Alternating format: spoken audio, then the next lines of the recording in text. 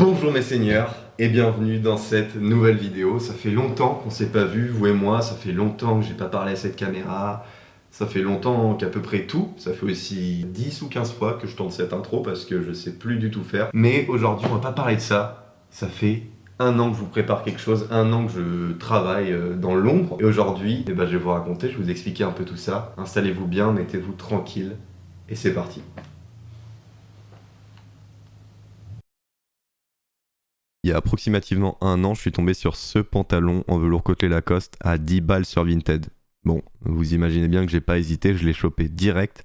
Sauf que le pantalon était beaucoup trop grand et surtout, il demandait beaucoup trop de charisme pour le porter. Du coup, je me suis dit pourquoi pas essayer d'en faire quelque chose d'autre. Et il se trouve que ma mère est une grande couturière, si je puis dire. Donc je suis allé la voir en lui disant que j'aimerais en faire une veste. Alors, autre qualité de ma mère, elle ne doute pas. Donc si je vais la voir et que je lui dis que j'ai envie de faire une veste avec un pantalon alors qu'on n'a pas du tout assez de matière, elle va me dire let's go, on le fait. C'est aussi la force de notre duo du coup. Mais bon, aussitôt dit, aussitôt fait, on était parti pour essayer de faire une veste dans un pantalon. Première étape, il fallait faire un patron. Alors le patron, pour ceux qui savent pas, c'est comme un plan, donc on place sur le tissu pour le découper. Donc ça, moi en parallèle, j'apprends en compagnie de ma mère qui me décrit, explique comment on fait tout ça. Une fois le patron fait, il fallait découdre le pantalon pour récupérer un maximum de matière. Donc pour ça, on utilise un découvite. Avant, j'avais jamais entendu parler de ce bail et maintenant, je pense que j'ai passé plus de temps avec un découvite dans les mains qu'à réviser mon bac. C'est pas forcément très rassurant. En tout cas, un découvite, ça ressemble à ça et c'est très pratique. Mais par contre, le taf est long et il faut faire hyper attention parce qu'il faut pas faire de trous en décousant. Parce que là, pour le coup, on n'a qu'un seul pantalon, donc pas le droit à l'erreur. Donc une fois qu'on a fini de découdre, on se dit que ça va peut-être être chaud en fait de faire une veste avec juste un pantalon. Du coup on se rend dans des magasins de tissus et après de longues heures de recherche, le seul truc qu'on trouve qui se rapproche, c'est des putains de housses de coussins. Bon, pas de galère, on les prend, on ressort le découvite, on les découd et on a ce qu'il faut pour faire notre dos de veste. Ensuite, je voulais que l'intérieur de la veste soit doublé en rose parce que je trouve qu'un habit qui est doublé c'est beaucoup mieux fini. Et ensuite, le rose, je trouve ça très très chic et c'est pas mal dans les codes aussi de Lacoste et tout, donc ça fait un rappel à la marque. Je kiffais bien le délire. En tout cas, on chope ce qu'il faut sans trop de soucis. Et enfin, il reste le plus important, l'élément maître, si je puis dire, le dos. Alors oui, on a déjà fait le dos bien clean et tout avec les housses de coussin, mais il est vide. Pour ceux qui me connaissent, ma plus grande inspiration c'est Dapper Dan, donc j'ai raconté l'histoire sur la chaîne, si jamais vous voulez aller voir. Et un vrai bootleg, un vrai rework, ça doit être une œuvre d'art, une pièce qui peut rappeler la marque utilisée mais pour laquelle on sent quand même la patte de l'artiste. Donc les Teddy, les Varsity, les vestes Lacoste, elles ont souvent un gros logo dans le dos avec un ovale et l'idée me faisait kiffer et donc là on s'est lancé dans un espèce de délire de prototype à essayer de faire des ovales, des trucs pour le dos, bref on a perdu genre peut-être une semaine de taf qui n'a rien donné d'ailleurs, mais à la fin de cette semaine, épuisé et excédé si je puis dire, je découpe un logo dans tous les sens, je zigzag pour éviter que ça s'effiloche, donc c'est un point zigzag qu'on met autour voilà, et en le faisant en fait je me rends compte que ça a peut-être un style et c'est comme ça qu'on trouve ce qu'on allait mettre dans le dos. Alors après cette création de veste, j'ai trouvé un attrait particulier pour la couture et du coup je suis parti pour un an de formation intensive là-dedans et c'était le point qui me manquait au final pour vous fournir au mieux ce que j'envisage comme contenu. Donc faut savoir que j'ai une passion de fou toujours pour le vintage, pour les vieux habits et encore plus quand ils sont beaux. Je me rends compte d'ailleurs que parfois j'achète des pièces qui sont juste vieilles et pas belles d'ailleurs, donc faut que je travaille là-dessus parce que ça me coûte un fric monstre.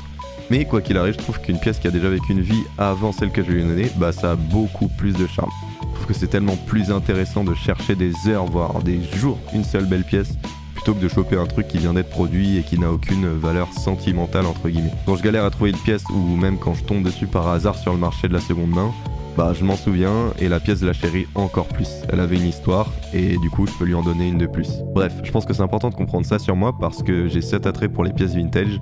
Il y en a certaines qui sont plus portables, qui sont pour le coup magnifiques mais plus à la mode ou trop dures à porter. La couture ça me permet de faire en sorte que ces pièces, en les retravaillant, je les rends accessibles et je rajoute encore plus d'histoire sur elles. Je veux quand même qu'on sente l'empreinte de l'ancien vêtement sur le nouveau. Et sur les vestes d'ailleurs, on a replacé la ceinture du pantalon telle quelle et les poches du pantalon aussi. Du coup si tu regardes la veste, normalement t'arrives à sentir l'empreinte du pantalon. Bref, c'est un peu marginal mais au moins vous comprenez mon approche. Maintenant qu'on avait fait cette veste, je voulais pas m'arrêter là. Pendant toute l'année j'ai continué à fouiller l'internet, Vinted, Le Bon Coin, eBay pour choper le même modèle de pantalon en velours côtelé, Lacoste sur surtout, toujours avec la marque. Donc à quelques détails près, sur un an j'en ai chopé une trentaine, et sur les 30 il y en a bien 20 exploitables pour faire des vestes. Mais l'histoire elle s'arrête pas là. Avec ce projet, je veux pas me contenter de faire que des vestes avec des pantalons, ou bien même juste faire des sapes, ça me convient pas. Mon but ultime c'est de réunir, c'est de créer avec des gens qui m'inspirent, et vraiment si j'atteins mon goal, de saper bien sûr des gens qui m'inspirent. Mais déjà juste réussir à créer et faire des collaborations avec des gens dont je kiffe l'univers, c'est un des premiers trucs que j'ai envie de réaliser en faisant cette marque, en faisant ce projet. Et c'est d'ailleurs ce que j'ai réussi à faire avec la première collection.